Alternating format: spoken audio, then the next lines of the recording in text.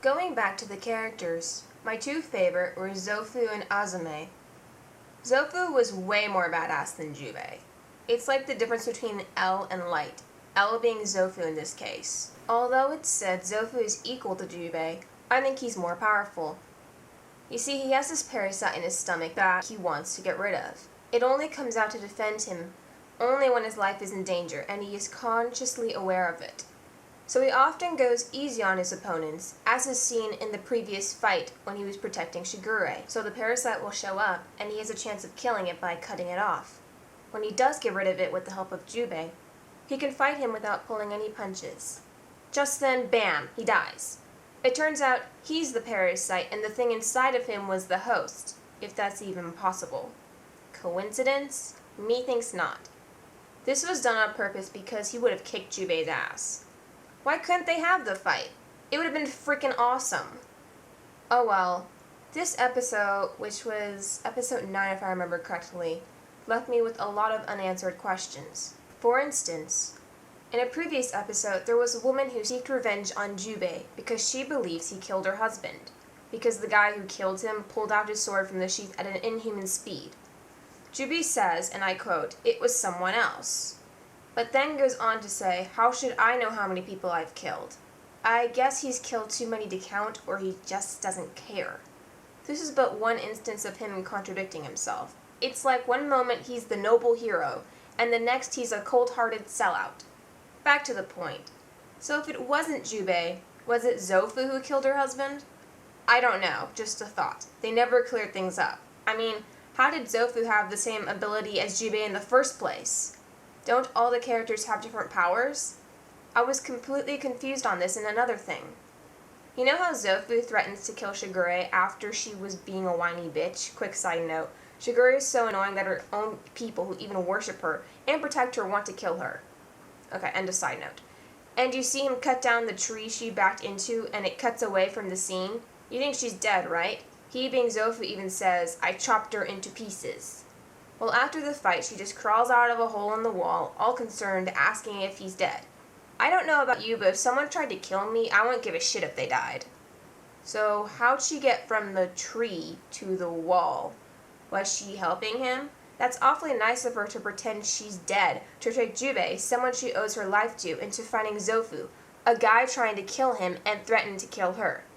Well, Jubei was no better. He was all pissed that Zofu killed Shigure. Then he tries to kill him, but upon finding the parasite in Zofu's stomach and hearing Zofu's sad story, he helps the poor guy out. Why would he do this? Did he forget Zofu killed Shigure or something? Or did he remember Shigure was a useless bitch? I think he might have known if he killed the parasite, he would also kill Zofu. And that was a lot easier than fighting him head to head, because he was gloating over Zofu's dead corpse. The whole reason I brought up episode 9 is because it's a perfect example of how this anime leaves it up to you to fill in the blanks, or pick up the missing pieces. In other words, making shit up. Oh, I forgot the sad story. You know how the parasite in Zofu eats his pet cat and enters his body? Totally creepy and disturbing. I just remembered the rule. The parasite only comes out when Zofu's life is in danger, not when it's hungry and it decides to eat a cat. Why would the parasite come out to eat a cat? Was Fluffy threatening Zofu's life? I know all cats are evil, but come on. I think Zofu could have handled it.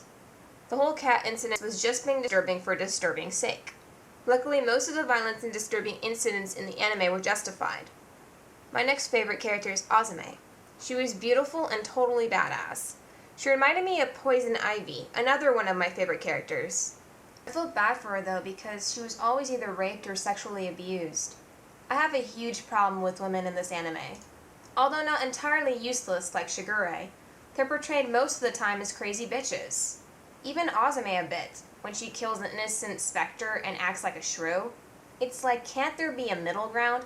Women don't have to be psycho bitches to not be useless damsels in distress. This goes for every anime movie and TV show out there. Shigure is an exception in a bad way. She's useless and a bitch. On a completely different note, the story was kind of random. Jubei went off and did his own thing, even though he was united with Shigure in episode 2, I don't know why. It seemed like I was watching two stories in a bad way. One of Jubei, and one of Shigure. It's like they couldn't decide and said, well, it has to be about Jubei, since it's based off the movie. But it has to be about Shigure, because the storyline is about the Dragonstone and she's the Light Maiden. You can tell because for the first 2 episodes, they go after Shigure. Then they turn their attention to Jubei. Why stop going after Shigure other than the obvious? Also, why not send the whole cavalry after Jubei to retrieve the Dragonstone? I hate when they do this in animes. They should have made the storyline in the form of Vampire D, where it actually works with Jubei in the place of D. Since I talked a lot about the bad stuff, I'm going to bring up another thing that's so good about this anime: the English voice actors. Each voice fits its character perfectly, regardless of whether I like the character or the voice or not. My favorite voices were Zofu and Shigure.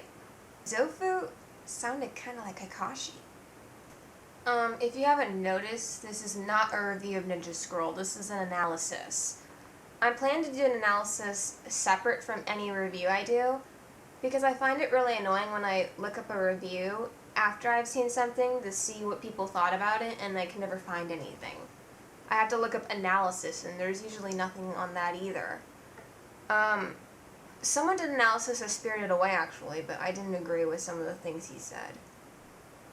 In the last video, I said I was going to do analysis, so this was it.